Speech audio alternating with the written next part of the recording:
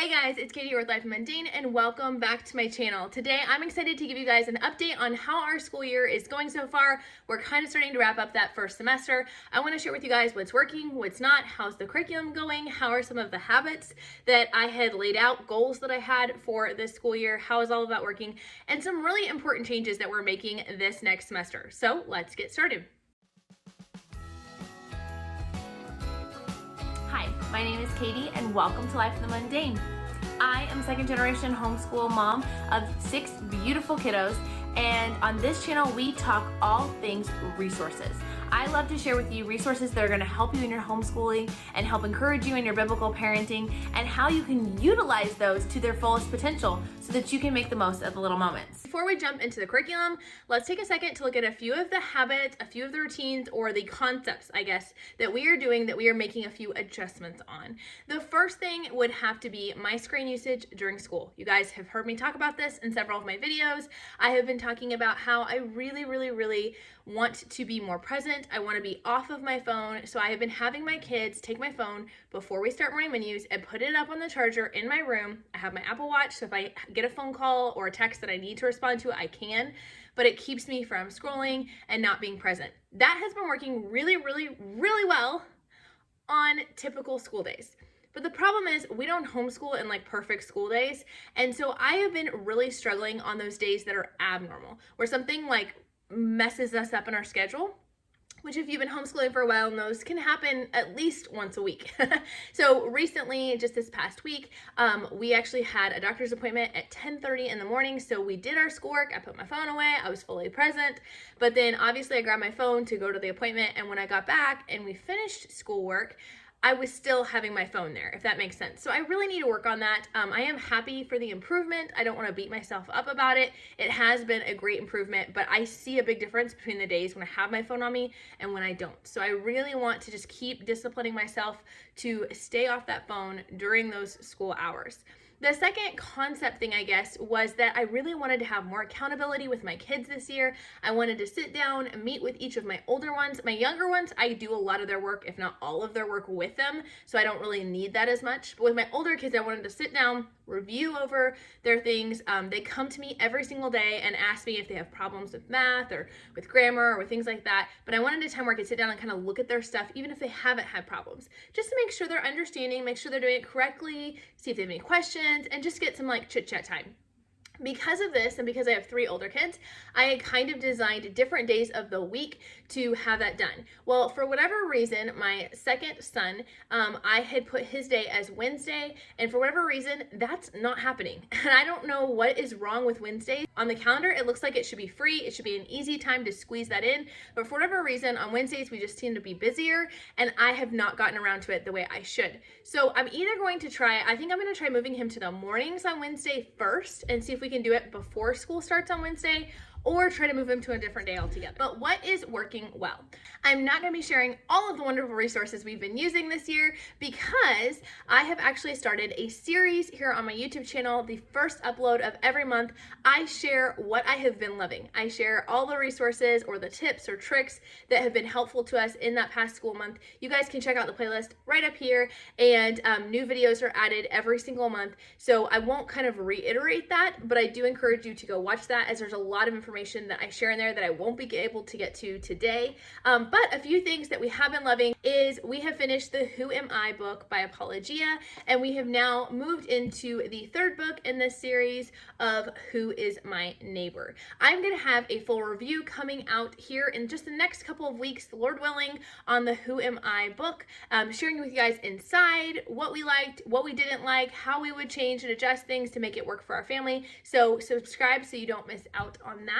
But we are currently working on this 3rd book, and we might actually get to the 4th book this year. We're just really enjoying it and going through it at a pretty brisk pace, but really having fun kind of digging deep into these topics. My daughter also finished one of her math books and has now officially moved into Horizons Level 2. She is really loving it, although she was a little intimidated at first by the smaller text. It's quite a bit smaller than the Level 1 book, but she is enjoying that. We are very much enjoying our sunlight. It is our first year using Sunlight, although I grew up using Sunlight as a kid, and we've really just been enjoying the books and enjoying the literature. We've had to make a few adjustments.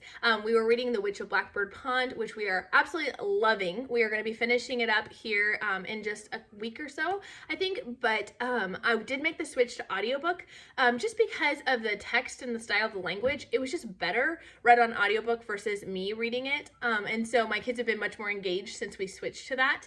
But overall, really loving that curriculum. Can't say enough good things about it. So as far as what changes we are making to our homeschool year, or what is not going so well, a couple of changes that we're making is we are switching up my oldest daughter's spelling. Both of my daughters have been doing Evan Moore spelling, and for my youngest daughter, it's been working beautifully. I don't know why, it just clicks the way her brain works.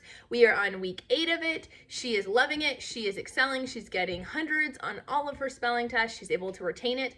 But for my oldest daughter, it was just not clicking well with the way she was learning. And so we had done it last year and it had worked great, but I think just the jump in levels was a little bit hard for her. And so we have actually switched her over to using Phonetic Zoo with IEW, which is what one of my sons uses, and she is loving it. So it's a little early to be able to tell you like an official report on how she's doing with it, but I really do think this is going to work better. She needs a lot more repetition, and that's what IEW's Phonetic Zoo offers, is tons and tons of spelling repetition in order to help you master those words. Another book we're not enjoying as much is the My Story K. I was really excited about this book. It is kind of social studies for kindergartners. I'm using it with my pre-K and my kindergartner, and we're just going through it casually. I'm going to have a full review coming out on this next month, and I'm going to share with you guys what I like and what I don't like. But honestly, it's one that I'm not sure we're going to continue past going through December. I'll probably continue it just through the end of this year, but I don't know that we're going to keep it going. It's just not a great fit for our family. Doesn't mean it's a bad curriculum. It's just not exactly what I was looking for, and you'll find out more about why that is the case in that upcoming review. Some exciting changes that we have coming up soon. My youngest is getting ready to finish the CLE Kindergarten 1. She actually will finish that by the end of this week, so she'll be moving into the CLE level 2, so I'm really excited about that for her. For my older one, for my kindergartner, she is actually getting very close to finishing CLE 2. I had thought we would kind of be done with it by now, but we had to go a little bit slower, and that's totally fine. Kindergarten, I'm very much like put it in front of them, and whatever they are kind of interested in and ready for, we go at their pace, and I'm not really in any kind of rush. Once we finish that, we will be moving into the PALS program, so I'm excited about that, but I was trying to figure out what we should do for math afterwards. If you guys watched my curriculum review, you know that I had planned to do Horizons Kindergarten, and I actually already had the teacher's book and some of the student books for that, but I have decided that I'm still not quite sure we're ready for that. CLE Kindergarten has some great introduction to math. It has a lot of great beginning skills, and as I'm watching her, I feel like she needs to go a little slower, and Horizons can tend to be a grade level ahead of where they kind of claim to be. So I was like, I don't know that I'm ready to push her that fast. So we actually made the decision to start kindergarten math with confidence. We have not started it yet. I'm waiting till she finishes CLE 2 because I just don't want to give her too much work. But once that is done, we will be doing PAL for the literature, language arts, and reading, and then we will be doing the kindergarten math with confidence. I went ahead and bought 2 books because depending on where my daughter is, I may have her join us. I'm not quite sure yet, but that is something that we are going to be changing up for this year and starting new. Another big new thing that we are changing, and probably the last thing I'm going to talk about here in this video, is my daughter with ADHD. I have talked about her a lot. She has a lot of other medical diagnoses and things going on, but we, after lots of prayer and over a year of doing therapy and learning coping skills, have made the I don't know, I was gonna say difficult decision, but I don't know that it's difficult. It's just one that is not made lightly at all.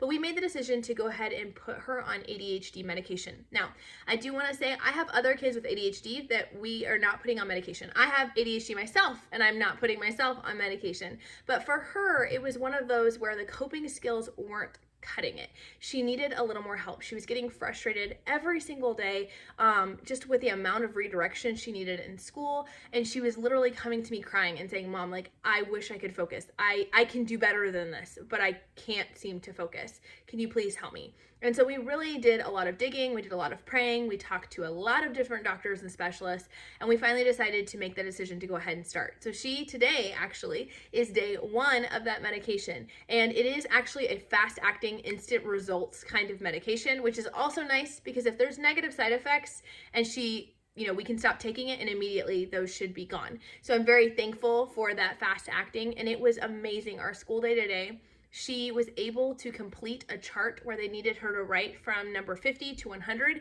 That typically would have taken 30 to 45 minutes for her to do. And there would have probably been frustration on my side and her side. There would have been a lot of questions that were irrelevant to the text.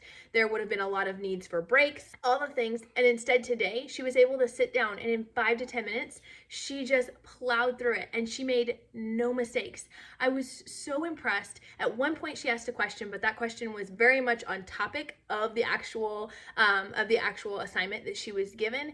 And I was just so impressed. And I didn't say anything, but she looked at me afterwards and she's like, Mom, and there was tears in her eyes. And she was like, this focused medicine really, really helped. She's like, now I can show you what I can do.